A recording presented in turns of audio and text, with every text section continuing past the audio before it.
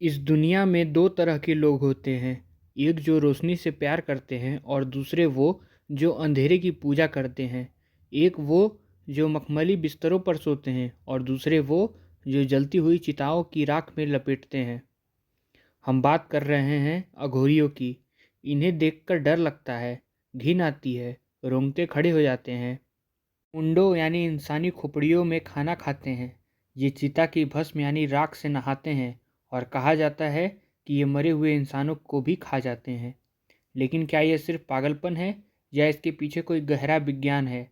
क्या अघोरी सच में काला जादू करते हैं या वो संत हैं जो ईश्वर को पाने के लिए उस रास्ते पर चल पड़े हैं जिस पर चलने की हिम्मत किसी की भी नहीं होती? आज हम शमशान के उस सन्नाटे को तोड़ेंगे। आज हम जानेंगे कि एक आम इंसान अघोरी कैसे बनता है। स्वागत है अघोरियों की दुनिया में, जहाँ घृणा ही मौत है और शिव ही जन्म होता है। सबसे पहले इस शब्द को समझते हैं अघोरी। संस्कृत में घोर का अर्थ होता है कठिन, डरावना या भयानक, और का अर्थ होता है नहीं। तो अघोर का शब्द का अर्थ हुआ जो भयानक नहीं है, जो सरल है, जो सहज है। यह सुनने में अजीब लगता है ना? जिसकी वेशभूषा इतनी डरावनी है उसका नाम सरल कैसे हो सकता है? अघोर पंथ का दर्शन अद्वैत वेदांत का सबसे चरम रूप है। हम आम इंसान हर चीज़ में भेदभाव करते हैं। यह अच्छा है, यह बुरा है, यह पवित्र है, यह अपवित्र है, यह फूल है, यह गंदगी है। लेकिन अघोरी की नज़र में सब कुछ ही शिव है। अगर शिव यानी ईश्वर कण-कण में है तो वो गंदगी में भी होगा और लाश में भी। अघोरी खुद को ऐसी परिस्थितियों में डालते हैं जिनसे समाज नफरत करता है, ताकि वो अपने मन से घृणा को मार सके। जब मल मूत्र और खीर में कोई फर्क न रह जाए तब चिता और बिस्तर एक समान लगने लगते हैं। तब एक अघोरी का जन्म होता है। अघोर परंपरा आज की नहीं है, हजारों सालों पुरानी है। वेदों में रुद्र यानी शिव का उग्र रूप की उपासना का जिक्र मिलता है, जो अघोर पंथ की नींव है। भगवान शिव को अघोरेश्वर भी कहा जाता है। शास्त्रों के अनुसार अघोर पंथ के आदि गुरु भगवान दत्तात्रेय हैं, जिन्हें ब्रह्मा, विष्णु और महेश तीनों का अंश हैं। लेकिन कलयुग में अघोर पंथ को संगठित करने और इसे पहचान दिलाने का श्रेय जाता है बाबा कीनाराम को। 17वीं शताब्दी में जन्मे बाबा कीनाराम को साक्षात शिव का अवतार माना जाता था। वाराणसी में स्थित बाबा कीनाराम स्थल आज भी दुनिया भर में मशहूर है। ये एक स्थल दुनिया भर के अघोरियों का सबसे बड़ा तीर्थ है। कहा जाता है कि बाबा कीनाराम ने अपनी तपस्या से ऐसी सिद्धियां प्राप्त की थीं कि वो पत्थर में जान डाल देते थे और गंगा की धारा को मोड़ सकते थे। आज भी उनके आश्रम में एक धुनी यानी पवित्र अग्नि जल रही है, जो पिछले 400 सालों से बुझी नहीं है। अघोरियों की दुनिया शमशान से शुरू होती है और शमशान पे ही खत्म हो जाती है। लेकिन वो शमशान में क्यों रहते हैं? अघोरी मानते हैं कि शमशान वो जगह है जहाँ जीवन का नाटक खत्म हो जाता है और सत्य की शुरुआत होती है।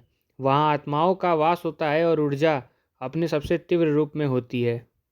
उसकी साधना के 3 चरण होते हैं: शव साधना, शिव साधना और शमशान साधना। पहले एक एक करके बात करते हैं शव साधना के बारे में। यह सबसे कठिन और खतरनाक साधना है।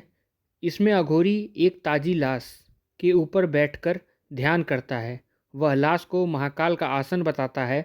माना जाता है कि मंत्रों की शक्ति से मुर्दों में भी हलचल होने लगती है।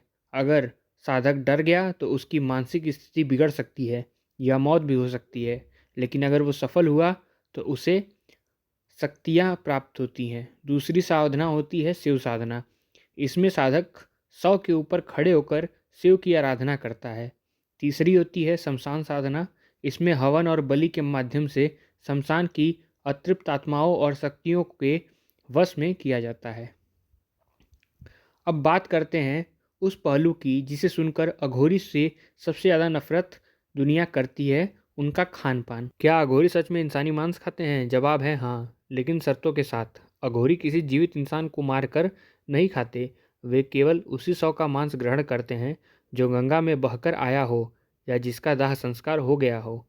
वो ऐसे भूख मिटाने के लिए नहीं करते हैं, यह उनकी साधना का एक हिस्सा होता है।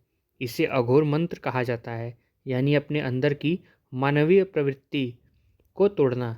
जब कोई अघोरी सड़ा गला मांस खाता है तो वो अपने दिमाग को यह संकेत देता है कि मैं शरीर नहीं हूँ, स्वाद जीभ का भ्रम है। मैं आत्मा हूँ और आत्मा को किसी चीज़ में फ़र्क नहीं पड़ता। वो ह्यूमन स्कल में खाना खाते हैं, उसमें पानी पीते हैं और हर निवाले के साथ अपने आप को ये याद दिलाते हैं कि एक दिन उनका भी सिर ऐसे ही कामों में इस्तेमाल होगा। समाज उन्हें काला जादूगर समझता है, लेकिन अघोरी खुद को वैद्य यानी डॉक्टर मानते हैं। अघोरी के पास ऐसी जड़ी बूटियाँ और मंत्र का ज्ञान होता है जो लाइलाज बीमारी को ठीक करने का दावा करता है। कहा जाता है कि अघोरी सौ तेल यानी ह्यूमन ऑयल निकालते हैं। जलती हुई चिता से टपकने वाले वास यानी कि फैट को इकट्ठा करके उसमें जड़ी बूटियों के साथ पकाया जाता है। मान्यता है कि यह तेल गठिया और कई रोगों को ठीक कर देती है। अघोरी आशीर्वाद भी देते हैं और श्राप भी। उनका श्राप बहुत भयानक माना जाता है, इसीलिए लोग उनसे उलझने से डरते हैं। लेकिन असली अघोरी कभी भी किसी का बुरा नहीं करते। उनका लक्ष्य सिर्फ और सिर्फ मोक्ष होता है। हर राख लपटे हुए साधु अघोरी नहीं होते हैं। कुंभ मेले में आपको हजारों नकली अघोरी देखने के लिए मिल जाएंगे जो सिर्फ पैसे और नशे के लिए भेष बदलते हैं। असली अघोरी गुप्त रहते हैं। वे भीड़ से दूर रहते हैं, घने जंगलों या वीरान शमशानों में रहते हैं। अघोरी मुख्य रूप से दो प्रकार के होते हैं, निरावलंब अघोरी और गृहस्थ अघोरी। निरावलंब अघोरी जो पूरी तरह नग्न होते हैं या सिर्फ लंगोट पहनते हैं, वह समाज से पूरी तरह कटे रहते हैं। गृहस्थ अघोरी, जी हाँ, अघोर पंथ में गृहस्थ भी होता है। ये समाज के बीच रहते हैं, नौकरी करते हैं, परिवार चलाते हैं, लेकिन रात में गुप्त रूप से अघोर साधना करते हैं। बाबा किनाराम खुद इस बात के प्रत्यक्ष हैं कि अघोर बनने के लिए घर छोड़ना जरूरी नहीं है, मन से वैराग्य जरूरी है। अगर आपको अघोरियों के वैराग्य को देखना चाहते हो तो काशी के रंगभरी एकादशी के बाद मणिकर्णिका घाट पर आइए। यहाँ मसान की होली खेली जाती है, लेकिन यहाँ रंग या गुलाल नहीं उड़ता, जहाँ उड़ती है राख, चिता की गर्म राख। अघोरी डमरू बजाते हैं और एक दूसरे के ऊपर मुर्दा की राशें फेंकते हैं और वो दुनिया को चीख चीख कर बताया करते हैं, हे मनुष्य, जिस सुंदरता पर तुझे घमंड है वो अंत में यही राख बनने वाली है, तो फिर किस बात का अहंकार। तो क्या अघोरी पागल हैं या वो हमसे ज़्यादा समझदार हैं? हम जीवन भर जिस मौत से भागते हैं, अघोरी उसी मौत को गले लगाते हैं। हम जिस गंदगी से नाक सिकोड़ते हैं, वो उसमें ईश्वर को देखते हैं। अघोर कोई वेशभूषा नहीं है, खोपड़ी लेकर घूमना अघोर नहीं है। अघोर एक अवस्था है।